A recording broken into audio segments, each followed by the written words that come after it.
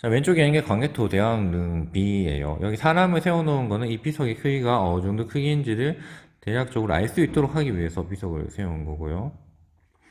다음에 이것은 바로 후명 그릇입니다. 이것은 이제 청동 그릇으로 제사 지낼 때 쓰는 그릇인데 이 그릇이 경주에서 발견되었거든요. 근데 맨 밑바닥을 보니까 국강산 광개토지 호태왕이라는 글자가 적혀 있어요. 국강산 광개토지 호태왕, 그게 바로 광개토 대왕이거든요. 때문에 이 그릇의 밑에 광개토 대왕의 이름이 적혀 있으니 이것은 아마도 광개토 대왕을 제사 지낼 때 썼던 그 그릇이라고 생각이 되고 추측이 되고, 그리고 그 그릇이 신라 경주에서 나왔다는 것은 신라의 수도에서 신라의 지배층들이 광개토 대왕에 대한 제사를 지냈다라고까지 해석할 수 있는 거죠. 이걸 통해서 상당히 오랫동안 신라가 고구려의 어떤 간접 지배를 받았다라고 추측할 수 있는 근거가 되는 그런 유물입니다. 그리고 이건 칠지도인데, 칠지라는 게 7개의 가지라는 뜻이거든요. 그래서 칼인데 7개의 가지가 있는 칼이야. 여러분 이거를 나중에 세워보면 알겠지만 이게 7개예요. 이제 줄기부터 잔가지까지 다 담으면 7개거든요. 그래서 이 칼이 일본의 이소노카미 신궁이라는 곳에서 지금 여전히 신물로서 보관이 되고 있는데, 여기에 이제 새겨진 그 글자를 해독해 보니까 이게 백제가 일본의 외왕에게 준 거예요. 근데 이거를 이제 우리는 어, 백제 왕이 제후였던 일본 왕에게 하사했다라고 이제 해석을 하고 있고, 일본은 이제 그 자신들의 제후였던 백제 왕이 자신들에게 바쳤다라고 이제 해석을 하고 있죠. 그러니까 이 칼이 백제에서 외로 간 건 팩트인데, 그거를 이제 우리는 하사했다. 우리가 위고 너희가 아래이기 때문에 우리가 너희에게 줬다라고 이제 해석을 하고 있고, 일본은 너희들 우리한테 바쳤다. 우리가 위고 너희가 아래이기 때문에 너희들 우리한테 바친 거다라고 이제 서로 자기중심적으로 해석을 하고 있는 거죠. 당시에 어떤 시대상이나 발전 단계나 뭐 이런 것들을 봤을 때, 그 다음에 그 당시에 군초고 왕일 거라고 추측되거든요. 그 시기가. 그래서 저는 우리가 일본의 왕에게 하사했다가 맞다고 생각을 하고 있습니다. 다음 보시면 각 영토가 있는데, 이 영토에 대해서는 여러분 잘 받을 필요가 있습니다. 교과서에도 있고, 그래서 백제와 고구려, 신라의 전성기 시대에 어느 정도의 영토를 가졌었는지, 이거는 뭐 시험 문제 100% 나온다고 볼 수 있습니다. 가야에 대해서는 이제 아까 얘기를 했었는데, 3세기 가야 연맹의 중심은 금관가야였습니다. 금관가야는 김해를 중심으로 세력을 키웠던 나라이고, 철이 상당히 많이 나서 그 철을 바탕으로 무역으로 돈을 많이 벌고, 또 철을 바탕으로 철제 무기를 많이 생산했기 때문에 이제 초기에 금관가야 연맹을 이끌 수 있었죠.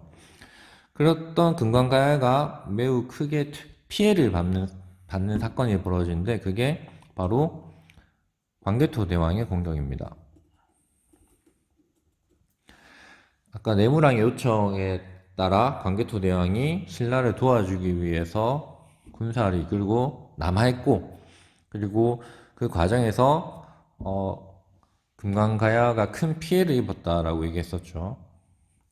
그래서 금강가야는 그 이후에 원래 자신의 세력을 회복하지 못하고 후기 가야 은맹을 이끌었던 거는 금강가야가 아니라 대가야였습니다. 대가야는 지금의 고령 지방을 중심으로 한 가야였죠. 그렇게 금강가야는 신라의 버풍왕에게, 그리고 대가야는 신라의 진흥왕에게 이제 멸망을 하게 됩니다. 이거와 관련해서 선생님이 좀 얘기하고 싶은 거는, 금강가야가 멸망을 할 때, 금강가야는 사실 버풍왕에게 항복을 했거든요. 그러니까 군사적으로 끝까지 버티다가 성이 함락되면서 정복당한 게 아니라 그 전에 스스로 나라를 들어서 버풍왕에게 바칩니다. 그 조건으로 금강가의 왕족들은 진골 귀족 신분, 신라와 같은 지배 계층의 신분을 받을 수 있었죠. 그리고 이 금관가의 마지막 왕이었던 김구해가 자신의 아들 3명과 함께 이제 버풍왕, 신라의 버풍왕에게 항복을 하게 되는데 그 세 번째 아들의 이름이 김무력이라는 사람이에요. 그 다음에 그 김무력의 아들이 김서현이라는 사람이고 그 김서현의 아들이 김유신이라는 사람입니다. 그 김유신이 나중에 신라의 그 무열왕 김춘추와 함께 삼국통일을 주도했던 그 김유신입니다. 때문에 김유신은 자신의 증조 할아버지 때만 해도 왕족이었던 거죠. 그런 게 약간 특이사항이고, 그리고 대가야가 진흥왕에게 멸망하는 것과 관련된 어떤 얘기로는 여러분 아는지 모르겠지만 사다함이라는 인물이 있어요. 이 당시에 사다함이 이제 선봉으로 이제 대가야를 공격을 하게 되는데, 그래서 실제로 성을 함락시키는 큰 공을 이뤄냅니다. 여러 노비와 이제 토지를 받게 되고요. 그럼에도 불구하고 사담은 그 토지와 노비를 자신의 부하들에게 모두 나눠줬다라고 얘기를 하죠. 그리고 이 사담과 관련해서 이제 자신의 친구였던 무간랑이 이제 병으로 죽자 그게 너무 슬퍼서 죽었다고 하는 그런 이제 내용이 삼국 유사에 실려 있는데 그 사담과 관련된 사건이 바로 대가야의 멸망입니다. 자, 오늘은 이렇게 고대 국가의 통치 체제 및 삼국의 경쟁. 그래서 고구려 백제 신라가 어떻게 성장했고 삼국을 주도했었고 그리고 그 순서가 백제 고구려 신라 순이었다라는 것을 이제 오늘 배웠습니다. 다음 시간에는 이 이후에 벌어지는 남국국 시대, 즉 신라가 삼국을 통일하고 고구려가 이제 멸망한 후에 그 지역에 다시 발해가 건국되고 그렇게 삼국을 통일한 신라와 고구려를 이어 건국된 발해가 어떻게 나라를 이끌어 갔는지에 대해서 배워보도록 하겠습니다. 이상입니다.